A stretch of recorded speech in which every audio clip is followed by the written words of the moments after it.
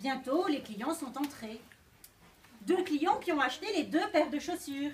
Et avec l'argent, il a acheté un stock de cuir encore plus gros et de plus belle qualité que les fois d'avant. Et c'est ainsi que pendant des semaines, il a pu racheter du cuir, il a fait des chaussures encore plus belles qu'il a vendues. Mais toujours cette question, qui faisait ces chaussures? Qui? Maintenant, il dormait mal à nouveau. C'était pas de l'angoisse, non, c'était de la curiosité. Mais qui peut faire ces chaussures à ma place? Ah, il n'y tenait plus. Il voulait savoir. Il y en a qui veulent le dire. Eh bien, non, c'est moi qui parle. Un soir, sa femme a eu une idée. On va se cacher, on va regarder. Vous savez, les femmes, elles sont peut-être plus curieuses que les hommes. Elle a laissé la porte ouverte. Oh, pas beaucoup, juste entrebâillée. Le cordonnier a regardé par en haut, la femme par en bas, et puis ils ont attendu. Il y avait juste un rayon de lune qui tombait sur l'établi. Ils ont attendu. Il ne se passait rien. Pas de bruit, personne. Ah, à minuit, on a entendu bouger. Et là, on ne sait d'où, il y a 2 petits lutins qui sont arrivés sur l'établi. 2 petits lutins qui ont sorti une grosse sacoche. De la grosse sacoche, ils ont sorti des minuscules petits outils. Des petits ciseaux, un petit marteau, un petit peu de colle, un petit peu de fil. Et ils se sont mis à coudre avec de minuscules petites aiguilles. C'était donc cela, les petits points parfaits, les petits points minuscules.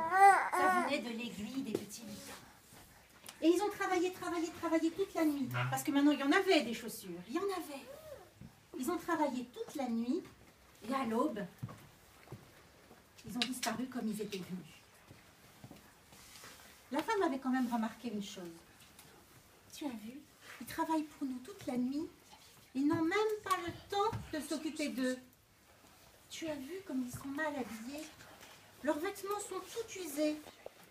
Et leurs chaussures, a dit le cordonnier, elles sont toutes élimées. Comment on pourrait les remercier?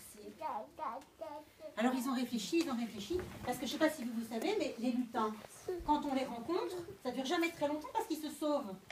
T'en avez vu des lutins déjà? Non. C'est ça le problème, on a beaucoup de mal à les voir. Si jamais on entre dans la pièce où ils sont, ils se sauvent. Et donc le cordonnier et sa femme disaient, on ne va jamais arriver à leur dire merci. La femme, elle a une idée. Les femmes, elles sont peut-être plus curieuses, mais elles ont beaucoup d'idées aussi. On va leur faire un cadeau de Noël. Ça confirme pas. Parce que bientôt, c'était Noël.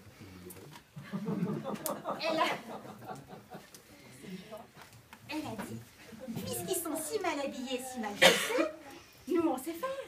On va leur offrir des petits habits, des petites paires de souliers. Alors, qu'est-ce qu'on pourrait leur faire? Qu'est-ce que tu voudrais qu'on lui fasse au petit lutin? Des petites chemises, un petit... Alors, une toute petite chemise. Et puis quoi encore? Des toutes petites souliers. Des tout petits souliers. Et puis encore? Des bermudas. Un tout petit bermuda. Quelle couleur le bermuda? Marron. Marron. Un tout petit bermuda marron. Et puis encore? Une petite cravate. Oh, une petite cravate. Un petit bonnet. C'est exactement ce que je pensais. Un petit bonnet. Et puis encore? Et un petit chat. Et une petite écharpe. Et encore? Un pull. Un pull. Un col en V pour qu'on laisse voir la cravate. Un petit manteau. Des gants. Des gants. Ben oui, c'est l'hiver. Oui.